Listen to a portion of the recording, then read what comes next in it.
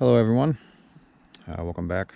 So I'm going to continue on the body swap on this Dodge. So this is an automatic cab. It's also a 1500 cab, so there's going to be a little bit more involved in changing this over to the vehicle I have, because this vehicle obviously is a diesel cab and it's a 3500, so it has the clearance lights on it. This one is also a manual. Being that this is a 1500, it does not have the clearance lights on it. You are required to have clearance lights by the federal mandate for anything over 10,000 pounds. I could probably get away with it if it was a 2500 or a single wheel 3500, but because it is a dually, it will have to have clearance lights.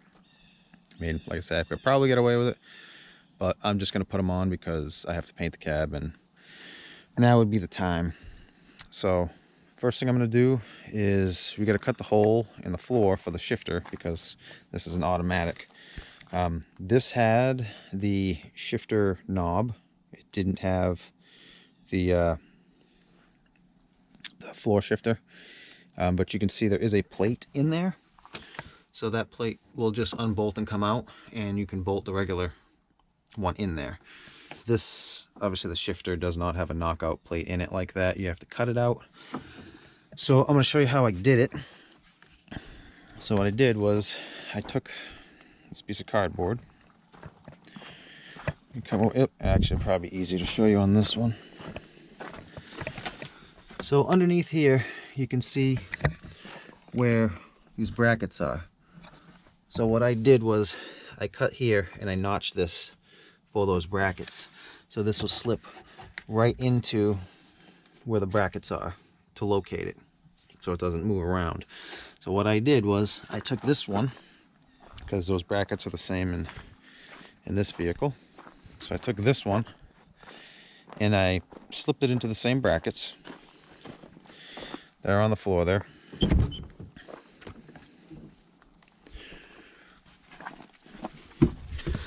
Like I said, I pushed that into the same brackets, and then I just pushed down. I cut out the middle, and then I just cut around the outside to get all the holes that are in the floor there. So after I did that, I took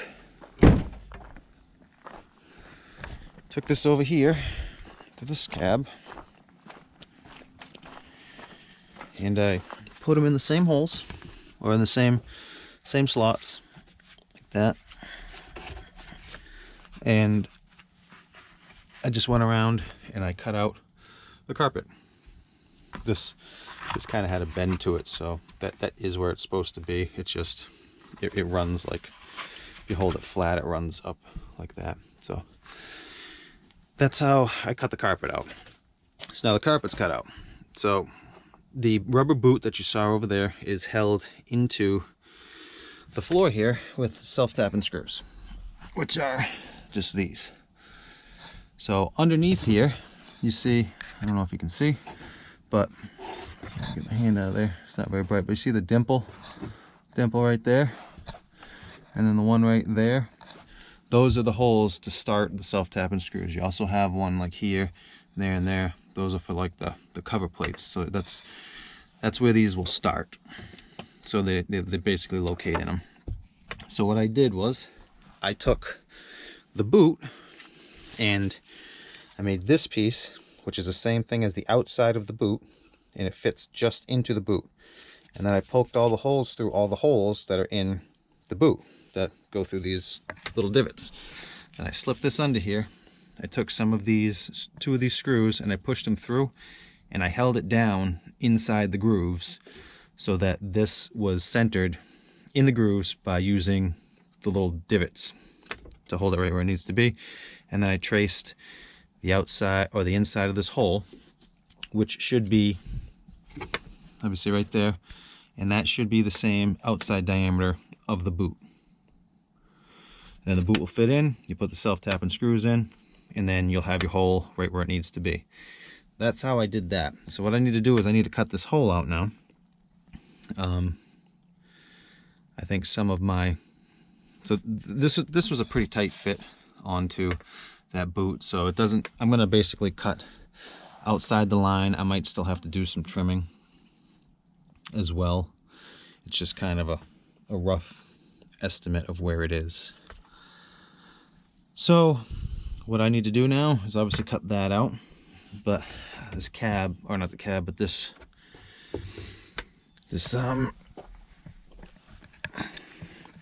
dash is kind of gonna be in the way, I think. At least to come in straight. I might be able to use like a cutoff wheel in the back, like one of those 90-degree ones to get in there, but I'm gonna have a little bit of trouble. So I'm gonna drill a hole out next to it, and then I'm gonna use a air body saw to cut that out if I can, which is just this guy. So like I say, that's what I'm gonna try to do to get that out. There's also like an insulation underneath that there is a cutout in it of the same shapes as those, so you just have to cut those out too, but that's not a big deal. I think just locating all the stuff was kind of the harder part. So like I say, we're gonna pull that out, cut them out, and then I'll be all set with that. So then I would be able to actually put the cab on the frame, because because the shifter actually sticks through that hole a little bit. So unless I took the shifter off before I put the cab on, and then I'm gonna get stuff in the hole. It's just, I'd rather do it this way, and then I keep the transmission sealed up. So that is that. To do the roof holes, you can buy a template that goes on there. It's a piece of paper, and you tape it on there. It's not really for the factory style lights. Those have little square things that you put in there. Those, I think they give you round ones. So you drill a round hole and you put a round, like those little plastic things that swell up to hold the screws in. So basically, because I'm not keeping this cab, I'm just keeping it for now until I'm done swapping over the title, and I get a state assigned VIN. That's the only reason why I'm holding on to it, just to show as proof I own it, because you never know what might come up.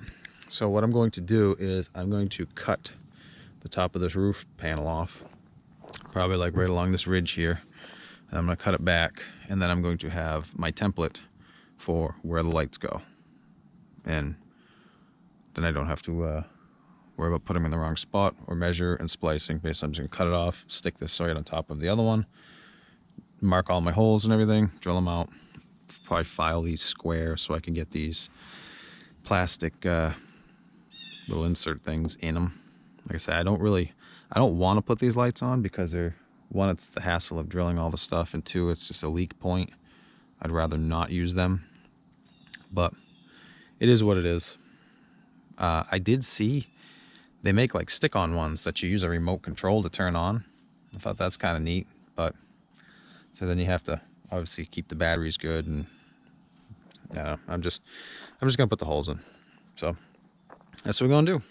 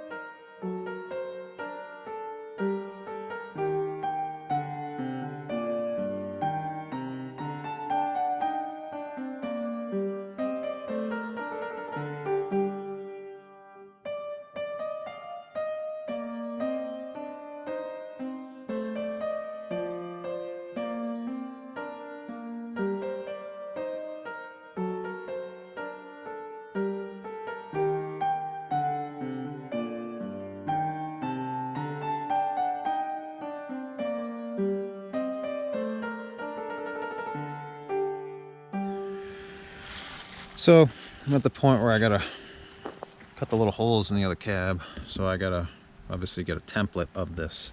So being that this cab is garbage to me, I'm just cutting this roof skin off. I'm gonna lay this right on top of the other one, mark out my holes, so I have basically an exact template without having to make a template. So I already made my cut across the front. I just opened up the door and I came in, well, like that, and just cut into the corner and started my cut. So I'm basically trying to stay right along the edge of this corner here, or pretty close to it, to give me basically a reference. Kind of wiggled around, got a little low there, but I think it'll be all right. I'll just kind of grind that off once I get it off, and I'll clean up the edge so I don't kind of scrape up the paint and stuff on the other one. Does have a little bit of a ding there. I'll have to probably knock up or cut out or something so it lays flat, but that's that. So I'm gonna continue cutting this out. I did take the headliner down a little bit to look to see where the wiring is for these lights. There's a second plate that's like underneath that, where the pinch weld here is. It comes there, it comes back to the pinch weld, and it cuts down and over, and they're attached to the bottom. So I'm just keeping a pretty good angle on the blade so I don't go that deep when I'm making the cut, and we'll see how it goes, I guess.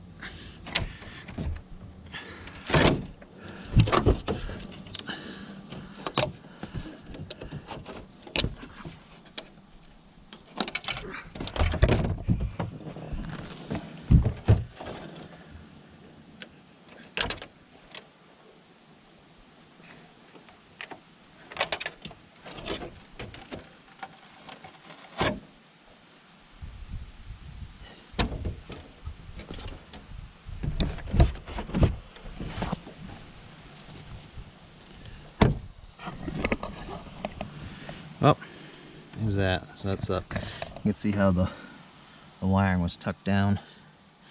So I missed it. So we keep it cut shallow. Should be good.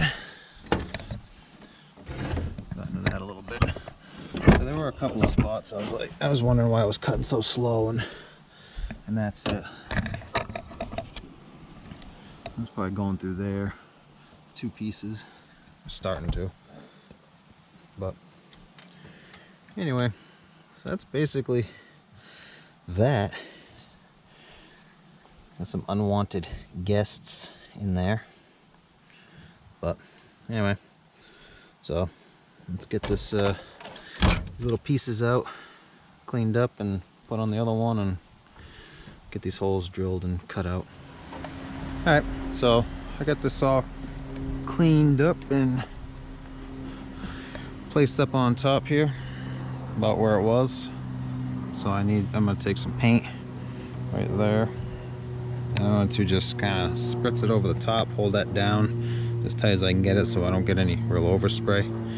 I believe this hole is 1 1/4, and this one is, I think it's a 1/4 inch, but it's obviously a square, so I'm going to drill a 1/4 inch hole, and then I'm going to file it into a square so I can get the little doodads back in. Alright, so I'm going to put a little center punch to find the center of these holes. So what I did was I measured the side of this hole here. I think I got like 1.125 roundabouts, so I cut that in half and I set this caliper to the middle and I put it against here and scribed it. So let's say we're like that roughly. Put that in the middle, scribed it like right in the center there, and then I did another one over here, the same thing. And that's how I got the center. The squares, I took the size of the hole, obviously divided it in half and just scrape back and forth like that, and then I got my centers for those too. So that's how I figured out where the center is. I'm going to use a little center punch, not a big thing because I don't want to put any big dents in there, and I'm going to mark them. I'm going to drill them out. Alright, so I'm all done doing this. I made a little template. These are 1 1/8" holes, and these are just over 1/4 inch. I used a triangle file to make them square, but let's say I made a little template here to figure out where I needed the holes to be, so they are where they are. They are a different shape or a different orientation from front to back, so if you put that on there, see they don't line up, so that's why I got the top forward. You can obviously make it line up, but it's off a little bit. Then you put it on there and it's right, so keep that in mind when you're doing this. So yeah, that actually took quite a bit of time, so I had to go slow. I didn't want to get hot and warp anything, and the first one didn't come out as smooth as the rest of them. It's got a little divot in it, but it's just in the center. Also, you're trying not to like bend this. You want to keep it the same contour it's supposed to be, so you got to be careful of that, not to put pressure or too much pressure down when you're drilling. And then, like I say, when it catches, sometimes it like wants to rip a piece out and it twists a little bit, but I think it'll be all right. Being this is a Texas truck, all of the clear coat's gonna have to get sanded off the top because it's all peeling, which is great. And I was noticing some little rust starting to form right there where the paint got thin and cracked, so we'll have to clean that up before we paint it. So I'll have to sand that right down to metal. But yeah, it is what it is. So in the process now of trying to get the headliner down, I got most of the stuff out. I just got to take those 2 clips off the back, and then that light or console thing in the middle there, I got to get that down so I can kind of get up in here and clean up the mess that's up in here. And I also want to clean up the bottom of the holes to get the burrs and stuff off, and then probably put some paint up underneath so it doesn't start rusting down here and then work its way up and around. But that's where I'm at now, so I'll keep plugging away at it. Well, this stage I'm at, I gotta tell you, putting that crap in there, not fun. I always say I'm not a body guy, and I don't want to be a body guy now. It took me hours. I'm sure there's an easier way, tricks of the trade, but I don't have them, so it took me time. I did find what was easiest was to apply the tape to the inside of the seam there, and then kind of try to stick it to I was taping the other 3. I taped it on the inside, and I just taped it on, and yeah. So I think it's easier to put the tape on and then kind of push it up against there and roll it, and yeah, you get it on there. So we got us all good to go. I went over it with, what was it? Grease remover, or wax and grease remover, some waterborne stuff, so you can kind of see the roof there. I wanted to get, like I say, all that clear coat off, but I mean, it was on there pretty good once I got back there. But most of where it's off, where it's gray and then down to the primer, it was kind of leaving little shiny spots everywhere. So I think what was happening was the layers where it was painted was kind of like delaminating or something, or it was getting air underneath. And once you sanded off one layer, you could see like a shiny spot underneath for the layer that was below it. But anyway, I got off as much as I could. I mean, I could have sat there all day long sanding it and probably got it all off, but it is what it is. So I got that sanded with, I think 320. It says 400 to 600, but this ain't going to be no show machine. And 320 is what I had for my orbital DA sander. The rest of the stuff was just sheets for hand sanding. So I did most of the stuff you could see. I mean, the roof, who's going to see the roof? So anyway, I did find some rust under the windshield seam there. Somebody got a little happy when they were taking it out and just stabbed right in there as hard as they probably could, because I've never seen a cut as deep as I've seen with a razor before. I don't know what they use, but so like I say, that's cleaned up. I noticed some seam sealer right there on the back corner was cracked, and looked like it was starting to rust there. It wasn't. I scraped the seam sealer off anyway and cleaned it up. I'll put some more in after. I'm probably going to get some of this stuff here while I'm doing it. I only had about a quart left of my epoxy primer I'm going to use for this stuff here, the Bear stuff.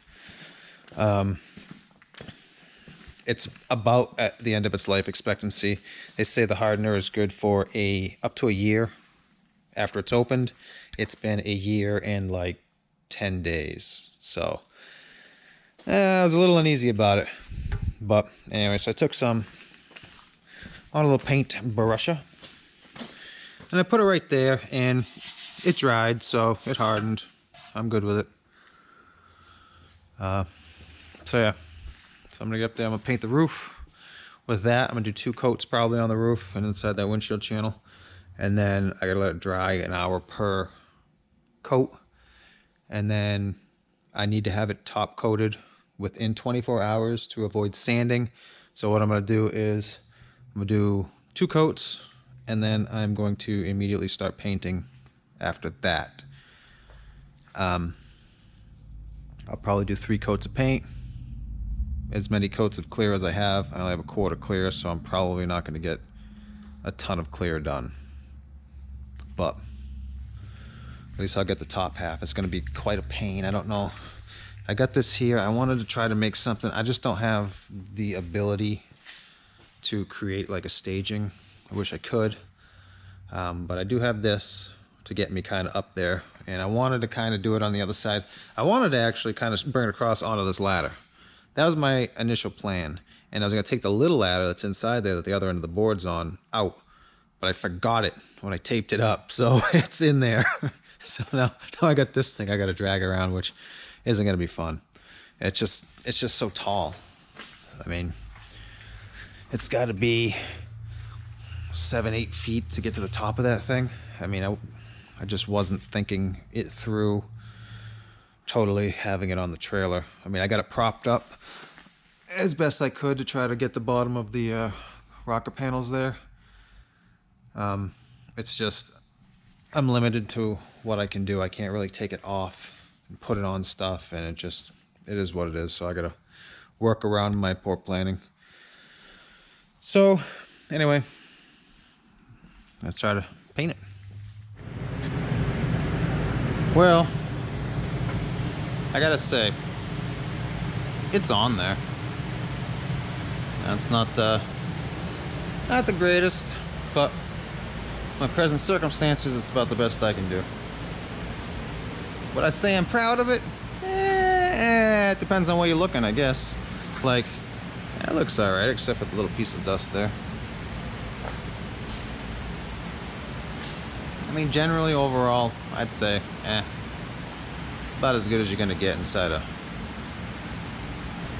dirty garage. In case you're wondering, yes, there is plenty of crap stuck in the paint on the roof, is what it is. I do have to repaint doors and the fenders and stuff later on, so I think if it's something that bothers me, I'll just re-sand the roof down and just re-clear it, take that stuff out. And then it'll be a smaller area. It's like, it's actually really difficult to paint this in the situation that I got right here, because that ladder that I was standing on has got to be the worst ladder in the world, for number one.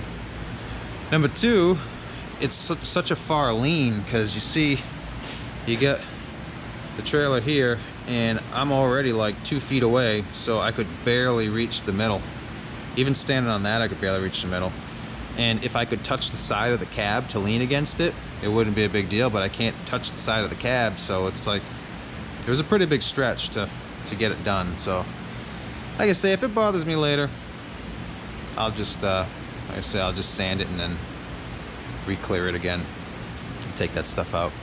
I mean, never see the roof anyway. But you know, other than that, I mean, I think it came out all right. I was concerned I wouldn't have enough clear. It's a little orange peely here or there, but for the most part, not too bad. I have to see it in the sun to see if I got any like tiger striping or anything. So I sprayed it out. The roof did have what looked like a lot of tiger striping in it, and then I did, I guess you call it, control coat. So I turned the spray down and backed off my distance to kind of blanket it. It kind of distributes the pearl and the flake and stuff. I mean, I say we'll see how it comes out outside. It doesn't look bad. Hope it's the right color. I think it is. I mean, it's the same color as the bed. It's probably not gonna stand out with it being all shiny and such. But yeah, I say it's done. See ya. This actually took me a lot longer than I thought it was gonna take me. I've been working basically all week, and I think I brought it in here. I parked it in here Thursday. I didn't have time to work on it Friday. I think during my lunch I took the headliner down, so it was basically ready to sand on Friday. And then I came in Saturday at like 9:30, and I was here till almost 7 o'clock sanding it. And then I cleaned it first, I sanded it, I cleaned it again, and then I ended up cleaning it again before I painted it with wax and grease remover. So basically that was Saturday. Sunday, which was yesterday, I came in, I think, I want to say like 8:30, 9 o'clock. And I started taping off the windows, and I finished sanding the roof, and I primed the roof with some epoxy primer, and it just didn't want to dry. It took I ended up leaving here I think 6:30, because it just, I mean, I sat here for like, no, I left it at 6, but I sat here for about 2 hours, and it just, the humidity and the temperature was so low, it just didn't, like I said, it didn't want to dry. So I say I went home about 6 o'clock, and then I came in this morning at 2 a.m. because of the coat time.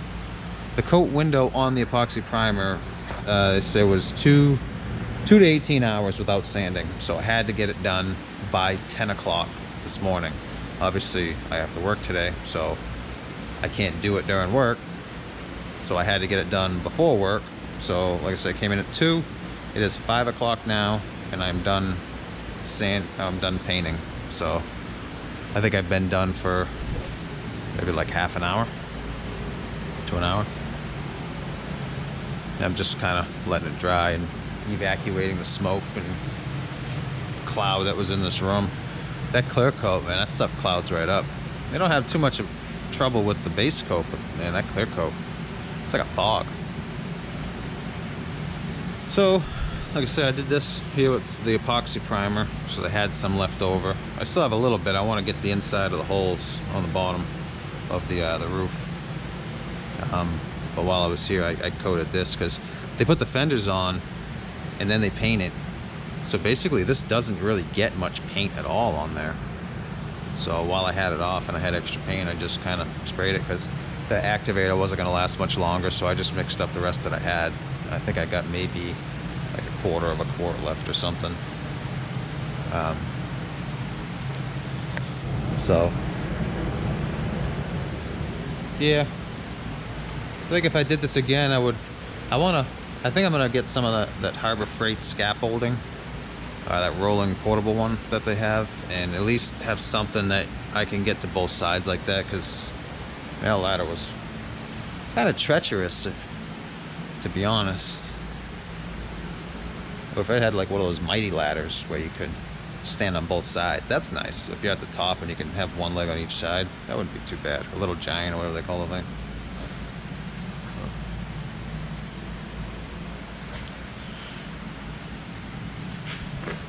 There's some spots that didn't get coated super good, but yeah, I don't like the orange peel look, but I mean it is what it is, I guess. But you know, for the most part, you don't see almost any of this, so I got that in my favor. Like, you get seals and everything that run all here, so this basically the entire thing there gets covered with seals. No one's gonna, I don't know, I'm making excuses for myself. Yeah, I'm not very good at it, so anybody that wants to point out the fact that I'm not a body guy after I say I'm not a body guy, well, you're right, I'm not. And yeah, I don't want to be either. I've learned my lesson. So yeah, like I say, I mean, all you really see is this section here and then the back of the glass here. Everything else is covered or above your head. I mean, you see it when you get in, but otherwise everything's covered by the doors or the bed.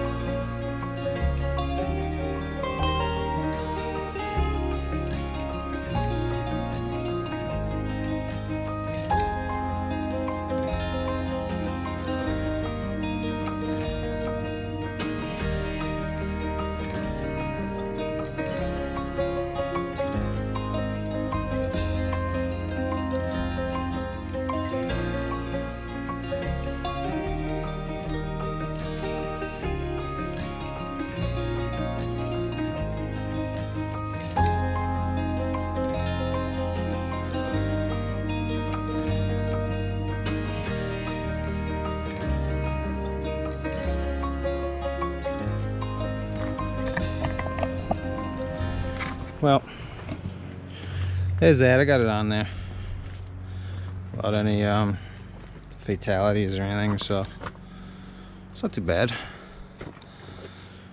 Just gonna get everything hooked back up and get this thing running again. Having trouble with this one body mount right here. The hole must, or the threads must be a little rusty or something, because I'm having trouble getting the bolt in. Might be able to use the, I did get new regular bolts, but these only really stick out like a ½ inch past the mount, the polyurethane mount anyway, and the other ones have a taper on there, so it's really going to barely grab. So I guess I got to kind of use these, but I'll get it in there.